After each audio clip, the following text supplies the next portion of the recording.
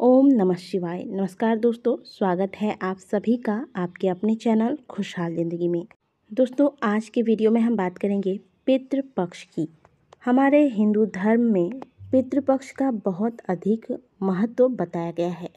हर साल भाद्र मास के शुक्ल पक्ष की पूर्णिमा तिथि के शुरुआत से पितृपक्ष का आरंभ होता है और यह अश्विन मास की अमावस्या को समाप्त होता है। इस दौरान पितरों की आत्मा शांति के लिए हिंदू धर्म में श्राद्ध, कर्म, पिंडदान इत्यादि किए जाते हैं। सनातन धर्म में ऐसी मान्यता है कि इन दिनों यमराज पितरों को अपने परिजनों से मिलने के लिए मुक्त कर देते हैं। हमारे कई शास्त्रों में पितृपक्ष के बारे में चर्चा की गई है तथा इसके लाभ का वर्णन किया गया है। विष्णु पुराण में तो यहाँ तक वर्णन आता है कि पितृपक्ष के दौरान जो दान व भोजन इत्यादि कराए जाते हैं वह न सिर्फ पितरों को बल्कि देवताओं को भी प्राप्त होता है। इस दौरान हमारे पूर्वज धरती पर आते हैं और अपनी कृपा बरसाते हैं।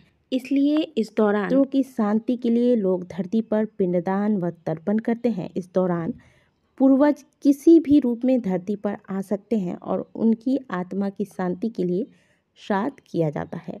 पितरों को सही विधि से पिंडदान करने और उन्हें जल तर्पण करने से उनका आशीर्वाद तो मिलता ही है, बल्कि घर में पितृदोष भी कभी नहीं लगता और जिन्हें पितृदोष की समस्याएं आ रही हैं उनके पितृदोष भी समाप्त हो जाती है। जो परिजन इस दौरान अपने पितरों का स्मरण नहीं करते, उनके लिए तर्पण, पिंडदान, श्राद्ध, कर्म इत्यादि नहीं करते, ऐसे में उनके पितरों की आत्मा को कष्ट होता है, उन्हें बड़ा दुख होता है और फिर वह अपने परिजनों को श्राप देकर वापस पितृलोक चले जाते हैं।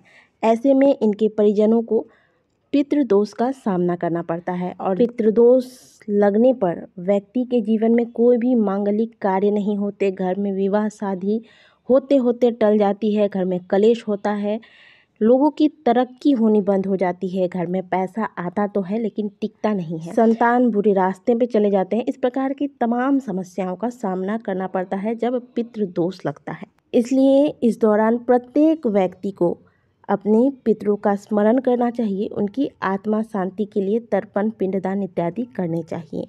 इस साल भाद्र मास के शुक्ल पक्ष की पूर्णिमा तिथि 10 सितंबर को लग रही है, इसलिए इस दिन पितृपक्ष की शुरुआत होगी और इसका समापन 25 सितंबर को हो जाएगा।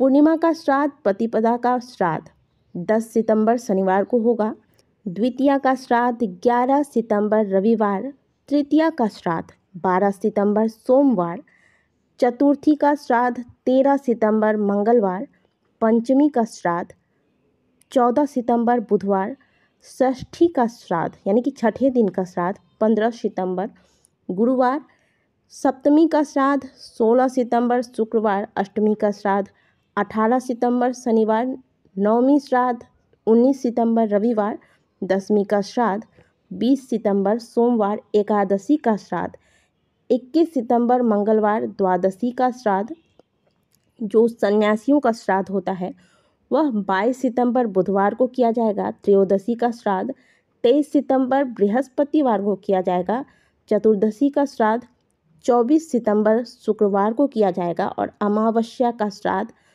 जिसे कि सर्व पितृ अमावस्या कहते हैं वह 25 सितंबर दिन शनिवार को किया जाएगा।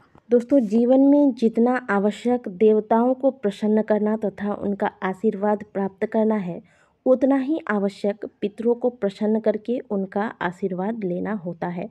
अगर आप ऐसा सोचते हैं कि आप तो बहुत पूजा पाठ करते हैं, आपको पितरों को प्रसन्न करने की क्या आवश्यकता, तो आप बहुत बड़ी गलत फहमी में हैं।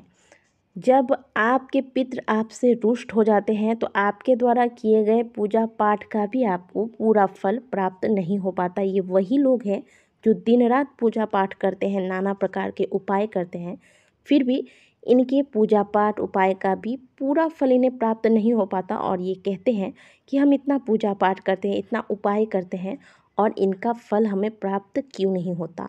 प्राप्त इसलिए नहीं होता है क्योंकि आपने देवी देवताओं को तो प्रसन्न किया लेकिन पितरों को आपने तृप्त नहीं किया, उनका आशीर्वाद आपने प्राप्त नहीं किया। आपके पितृ आपसे रुष्ट हैं, इसलिए पितरों की कृपा प्राप्त करने के लिए पितृपक्ष के दौरान दान पुण्य का कार्य करना चाहिए। गरीबों या ज़रूरतमंदों को खाद्य सामग्री, वस्त्र आदि दान करने चाहिए। श्राद्ध में 10 तरह के दान किए जाते हैं: जूते, चप्पल, वस्त्र, छाता, काला तिल, घी, गुड़, धान्य, नमक, चांदी, वर्क और गौभूमि। इसके अलावा पितृपक्ष में पंचबलि का विशेष महत्व होता है। धार्मिक कथाओं के अनुसार पितृपक्ष में श्राद्ध करने के बाद पिंडदान और तर्पण करके पंचबलि करने के बाद ब्राह्मणों को भोजन कराना चाहिए। पंचबलि के बिना आपका जो श्राद्ध है वो कभी पूर्ण नहीं होता। पंचबलि का मतलब होता है कि इस दौरान जो भी आप भोजन तैयार करते हैं उसमें से आपको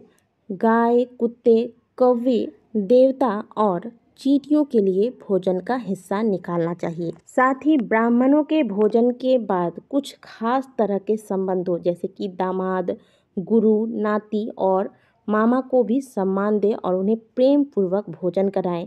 उनकी प्रसन्नता से भी आपके जीवन में खुशी आएगी।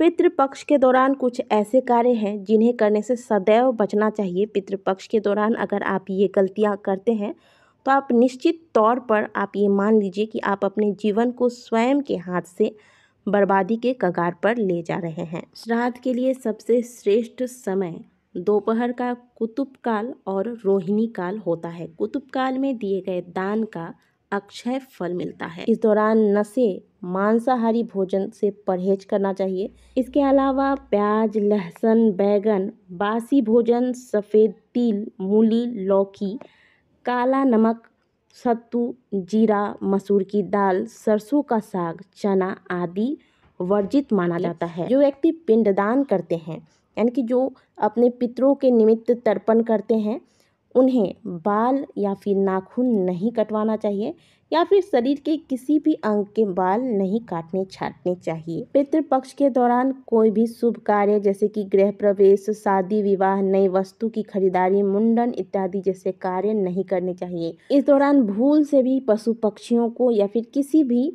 प्राणी को नहीं सताना चाहिए। मान्यता है कि श्राद्ध पक्ष में हमारे पूर्वज पशु पक्षियों के रूप में हमसे मिलने आते हैं और यही कारण है कि श्राद्ध पक्ष के दौरान गौ माता को, कुत्ते को और कौवे, चींटी इत्यादि को भोजन कराया जाता है ताकि इनके माध्यम से हमारे पितृ जो हैं तृप्त हो सके। तो ये कार्य नहीं करने चाहिए। इसके अलावा पितृपक्ष के दौरान यदि आप श्राद्ध कर्म कर रहे हैं तो इस दौरान आपको शरीर में तेल नहीं लगाना चाहिए और ना ही पान का प्रयोग आपको करना चाहिए। पितृपक्ष के दौरान नए वस्त्र नहीं खरीदने चाहिए और ना ही पहनने चाहिए, इससे पितृ दोष लगता है। पितृपक्ष के दौरान पितृ अपने परिजनों के घर के मुख्य द्वार के पास खड़े रहते हैं, इस आस में कि हमारे परिजन हमें याद करेंगे, हमारी आत्मा शांति के लिए कर्म करेंगे। इसीलिए पितृदोष के दौरान घर के मुख्य द्वार पर प्रतिदिन एक दीपक अवश्य लगाना चाहिए, इससे पितृ प्रसन्न होते हैं। इसके अलावा घर के आसपास यदि पीपल का वृक्ष है तो प्रतिदिन रविवार छोड़कर पीपल वृक्ष के नीचे एक सरसों के तेल का दीपक दक्षिण दिशा की ओर मुँह करके जलाएं, इससे पितृ प्रसन्न होते हैं। इसके अलावा आपके घर का जो दक्षिणी दीवार है, इस दक्षिणी दीवार के पास यानी दक्षिण तरफ जो दीवार है वहाँ पर दक्षिण मुखी होकर दक्षिण दिशा की ओर मुँह करके सरसों का दीपक अपने पितरों का स्मरण करके लगाना चाहिए, इससे भी पितृ प्रसन्न होते हैं। पीपल वृक्ष में देवी देवताओं के साथ साथ पितरों का भी स्थान होता है।